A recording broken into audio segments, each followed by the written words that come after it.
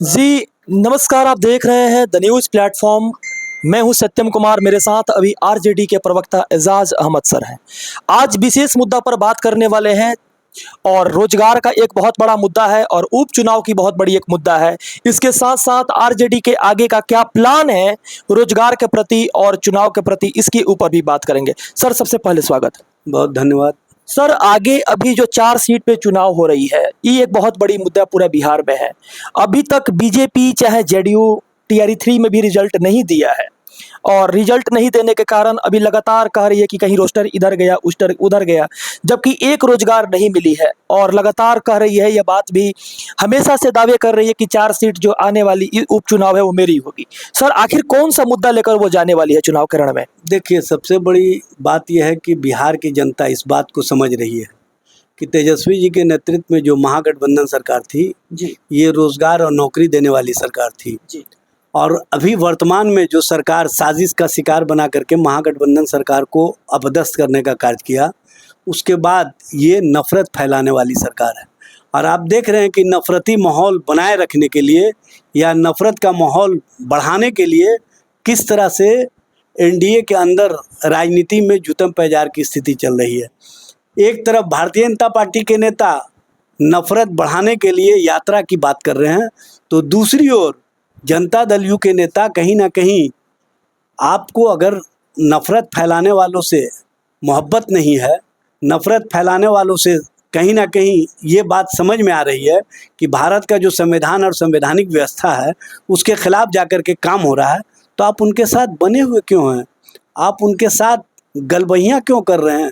स्पष्ट कीजिए ना। दोहरी राजनीति नहीं चल सकता है। एक तरफ आप कहते हैं कि भारतीय जनता पार्टी नफरत फैलाने वाली नीतियां को बंद करे और दूसरी ओर नफरत फैलाने वाले लोगों के साथ खड़े दिखाई देते हैं। इस तरह की राजनीति नहीं चलती है, इस तरह की सोच नहीं चलती है।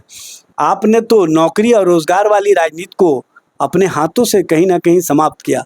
और आप देखे होंगे तेजस्वी जी सत्ता से जब अलग हुए उसके बाद से लगातार एक भी नौकरी नहीं दिया गया। जो 3.5 लाख रिक्तियाँ कहीं ना कहीं नोटिफाइड होने के लिए तैयार था और विज्ञापित होने के लिए तैयार था, उसको भी रोक रखा गया। और किस तरह से सबसे पहले तो आरक्षण व्यवस्था को कहीं ना कहीं साजिश का शिकार बनाया गया।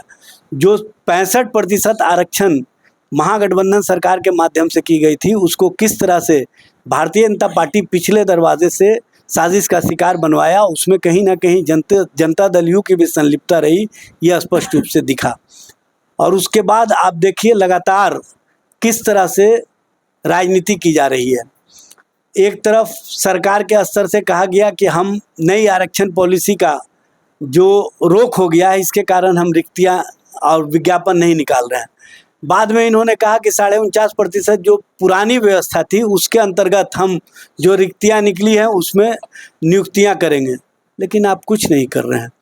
टीआरई 3 का पर्चा लीक करवाया गया, जबकि टीआरई 1 और टीआरई 2 में हमने बेहतर ढंग से 70 दिनों के अंदर 2,17,000 लोगों की नियुक्ति की और सभी को हमने लगातार जो उनके गंतव्य स्थान तक उनको नियुक्ति पत्र लेकर पहुंचना था उसमें उनके लिए सारी व्यवस्था की और सारी व्यवस्था के साथ उनको ज्वाइनिंग करवाने का काम किया। और ये सरकार क्या कर रही है? पहले पर्चा लीक करवाती है, फिर उसके बाद जो है न कहती है कि इसमें जो लोग भी संलिप्त हैं उनके लिए कड़ा कानून लाए हैं, 1 करोड़ रुपए का जुर्माना करेंगे, 10 साल का सजा देंगे। एक को भी आपने नहीं किया, आज तक एक को भी नहीं पकड़ा। जो पकड़े भी गए हैं उसको कहीं ना कहीं पिछले दरवाजे से आप पिक एंड चूज करके छोड़ने का काम करते हैं। इस तरह की राजनीति अधिक दिनों तक नहीं चलती है। और टीआरई 3 का जो मामला अभी तक से पेंडिंग है उसमें आप फिर लेट लतीफ़ी के लिए नया नया प्रयोग कर रहे हैं और नई नई बातें हर दिन लाने का काम कर रहे हैं। आप बच्चों के भविष्य के साथ क्यों खिलवाड़ कर रहे हैं?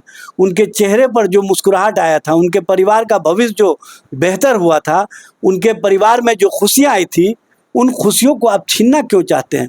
ये खुशियां छीनने वाली सरकार है, ये भविष्य को बर्बाद करने वाली सरकार है, ये नौकरी और रोजगार की जगह नफरत फैलाने वाली सरकार है। इसलिए इस सरकार से बिहार का एक एक नौजवान कहीं ना कहीं क्षुब्ध है, गुस्से में है और उस गुस्से का प्रकटीकरण सड़कों पर भी देख रहे हैं आप और कहीं ना कहीं चुनाव परिणाम में भी आपने देखा होगा जो लोकसभा का चुनाव परिणाम आया।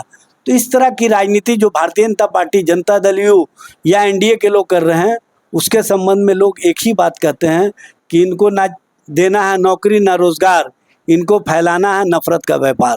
ये इस तरह की राजनीति कर रहे हैं। सर, ये 4 सीट पर जो चुनाव होने वाली है, इमामगंज, तरारी और बेलागंज, रामगढ़, इन चारों जगहों पर अगर भाजपा के या नीतीश कुमार के जो पार्टी दल के जो लोग जाएंगे, आखिर वो कौन से मुद्दा पर वोट मांगेंगे? क्योंकि जो सरकार में अभी तक ना कोई रोजगार मिला, ना ही किसी वहां पर कोई, जहां पर जो जो जगह पर वोट हो रही है वहां पर किसी ब्लॉक में ना किसी तरह की सुधार हुई, ना टीआरई 3 के रिजल्ट की एक तरह से देखा जाए तो बहुत बड़ी समस्या, रोस्टर क्लियरेंस हुई। कौन सी मुद्दा को लेकर जाएंगे सर? इस मुद्दा को सर आप बता सकते हैं? देखिए, बिहार में सरकार के पास जनता और जनता के हितों के लिए कोई मुद्दा नहीं है। बिहार में आप देख रहे हैं कि स्मार्ट मीटर के नाम पर किस तरह से गरीबों को कहीं ना कहीं परेशानियों में, कठिनाइयों में डाल दिया गया है। पूरे पटना के आप जितने पॉश इलाके हैं वहाँ जाकर के घूम लीजिए, कहीं स्मार्ट मीटर नहीं लगा है। जितने भी सरकारी कार्यालय हैं वहाँ स्मार्ट मीटर नहीं लगा है। लेकिन जो सीएमडी हैं विद्युत विभाग के, उन्होंने एक पत्राचार किया है सभी जिला अधिकारियों से कि बलपूर्वक हर जगह स्मार्ट मीटर लगाया जाए, और जिन गाँवों में या जिन लोगों ने स्मार्ट मीटर नहीं लगाया उनके घरों के बिजली काटे जा रहे हैं। ये कौन सा राजनीति, ये कौन सी सोच है? आप किस तरह से बिहार में सरकार चला रहे हैं? जबकि होता ये रहा है, पहले भी सरकारें चलती रही हैं कि कंपनियों को लाभ दिलाने के लिए सरकार के स्तर से प्रयास नहीं होता था। जनता को कितना लाभ होगा इसके लिए सरकार प्रयास करती थी। लेकिन ये पहली सरकार है जो कंपनियों को लाभ दिलाने के लिए, चूँकि कंपनियों से लाभान्वित होते रहे हैं, और पिछले जो सीएमडी थे उनके संबंध में जो ईडी ने खुलासे किए उसमें स्पष्ट रूप से सामने आ गए कि किस तरह से बिजली कंपनियों से लाभ लेने के लिए, करोड़ों रुपए का फ़ायदा लेने के लिए कौन कौन से कार्य किए गए। और सीएमडी को जो मर्सिडीज़ कार दिया गया, और जब सीएमडी को मर्सिडीज़ मिला तो उनके ऊपर वाले लोगों को क्या क्या मिला होगा, इससे समझा जा सकता है। जब कोई करोड़ों देगा तो अरबों कमाने के लिए वो इसी तरह का कहीं ना कहीं जनता पर जुल्म करवाएगा, जनता को कठिनाइयों में डालेगा, जनता को परेशानियों में डालेगा, और सरकार के स्तर से ऐसे लोगों को कहीं ना कहीं संरक्षित किया जाता रहा। अब देख लीजिए, बिहार में शराब माफिया संरक्षित हो रहे हैं।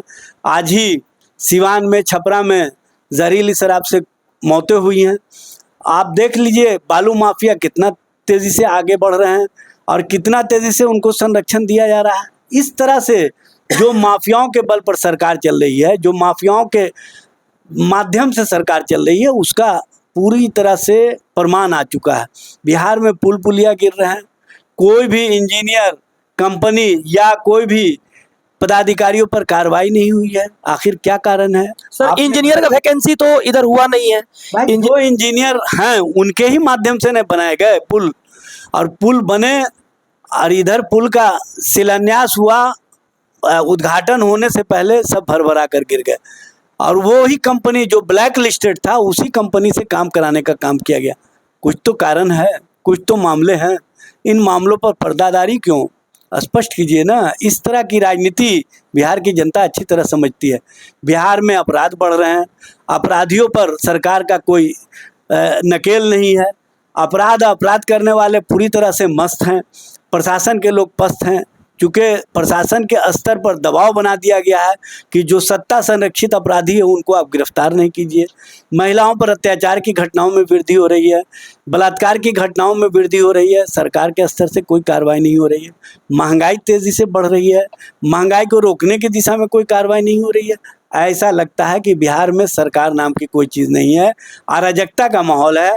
अराजक माहौल होने के कारण बिहार की जनता इस सरकार से मुक्ति चाहती है, और ये मुक्ति का जो सेमीफाइनल 4 सीटों का आया है, चाहे आपको बेलागंज का हो, चाहे इमामगंज का हो, चाहे रामगढ़ का हो, चाहे तरारी का हो, चारों सीटों पर इंडिया गठबंधन और तेजस्वी प्रसाद यादव के नेतृत्व में जो विकास परक राजनीति की जा रही है, जो विकास से कहीं ना कहीं ओतप्रोत राजनीति की जा रही है, नौकरी और रोजगार वाली राजनीति की जा रही है। बिहार में बिजली का जो 200 यूनिट फ्री करने की बात हम लोगों ने कही है, और स्मार्ट मीटर को कहीं ना कहीं सुधारने की दिशा में हम कार्रवाई के लिए जो तत्पर हैं और उसके लिए हम आंदोलन भी कर रहे हैं, उस दिशा में हमारी सकारात्मक सोच है और सकारात्मक सोच को सभी लोग पसंद कर रहे हैं। बिहार की जनता कहती है कि बिहार का आस और विश्वास 2025 में तेजस्वी सरकार और 2024 में जो 4 सीटों पर चुनाव है उसमें हम ये जो चुनाव होने वाली है, विशेष एक युवाओं की फोकस जो है इस बार 4 सीटों को लेकर जो है, जो बेरोजगारों की फोकस इस 4 सीटों पर लेकर है। सर, इस बार तेजस्वी जी का आखिर वो 4 सीट पर चुनाव जीतने का कौन सा मूल मंत्र है? क्या उनकी योजना है कि वो 4 सीटों पर जब जाएंगे अपनी अभिभाषण में क्या क्या कहेंगे, और उन क्षेत्र के जो युवा हैं उनके लिए क्या उनकी एक सिनेरियो है, उनके लिए क्या एक सोच है, ये सर जानने के लिए पूरी बिहार को। तेजस्वी जी किसी सर्टेन क्षेत्र का मामला नहीं है। तेजस्वी जी पूरे बिहार के जो युवा हैं, जो बेरोजगार नौजवान हैं, उनके रोजगार के लिए काम किए हैं। और बिहार का अब नौजवान, बिहार का आम आवाम कहता है कि रोजगार का मतलब तेजस्वी, नौकरी का मतलब तेजस्वी, बिहार में विकास का मतलब तेजस्वी, बिहार को पर्यटन के क्षेत्र में आगे बढ़ाने का नाम तेजस्वी, और तेजस्वी का मतलब बिहार का सर्वांगीण विकास। जब बिहार की जनता ही आवाज़ दे रही है तो अब मुद्दा बताने की आवश्यकता नहीं है। बिहार की जनता मुद्दा सेट कर चुकी है, चूँकि तेजस्वी जी पर उनको विश्वास है। तेजस्वी जी ने जो काम किया है उससे बिहार का एक एक नौजवान काफ़ी खुश है, और बिहार के एक एक नौजवान कहता है कि तेजस्वी जैसा नेता चाहिए, जो विजनरी है, जो बेहतर सोच वाला है, जो सकारात्मक दृष्टि रखने वाला है, वैसे नेता को ही हम आगे लाने का काम करेंगे। और आप देखेंगे कि चारों सीट नौजवान, किसान, आम आवाम, महिलाएं, जो हर वर्ग के लोग हैं, उनका समर्थन मिलेगा और हम चारों सीट जीत करके बिहार और बिहार की राजनीति को तो दिशा देंगे ही। जो देश की राजनीति को हमने लोकसभा चुनाव के समय में दिशा दिया था कि नफरत को समाप्त करो, नौकरी और रोजगार को अपनाओ, उस दिशा में अब बिहार और देश की जनता आगे बढ़ चुकी है, और देश की जनता अब नफरत की राजनीति को पसंद नहीं करती। सर, एक क्वेश्चन लास्ट है, आखिर वो मुद्दा कौन सा होगा? 4 जो चुनाव, केवल 4 सीट पर बात कर रहा हूँ, उपचुनाव पर बात कर रहा हूँ। बेरोजगारी के लिए, जो बेरोजगार लोग हैं उनके लिए क्या मुद्दा होगा आने वाले समय में? वो जो 4 सीट पे दावा कर रही है, एक तरफ जनसुराज दावा कर रही है कि 2 सीएम के बच्चे थे तेजस्वी यादव, राबड़ी देवी जी का और लालू प्रसाद यादव जी का, तो दोनों सीएम के जो बच्चे थे वो तेजस्वी जी हैं। उसके बाद भी उन्होंने 10th नहीं पास आउट किया, लगातार पूरे मीडिया में। चलिए आ जाइए, आइए ना, एजेंडे पर बात मत कीजिए। एजेंडे बात ठीक है, इसको खत्म कर देते। तो आपने 4 सीटों के लिए देखा एजाज अहमद जी को, और इनकी एजेंडा साफ है रोजगार के लिए और बेरोजगार के लिए, और इसके साथ साथ और भी सारी जो समस्या थी उनके लिए मैं कोशिश किया कि आप लोग तक खबर पहुंचाऊं, और आरजेडी की आगे की 4 सीटों पर क्या सोच थी इसके लिए मैंने कार्य करने का कोशिश किया, और बेरोजगार के लिए कैसे आवाज उठाया जाए, क्या सोच है सरकार की, इसके ऊपर काम किया। अगर आपको वीडियो अच्छी लगी हो तो एक लाइक जरूर कीजिएगा।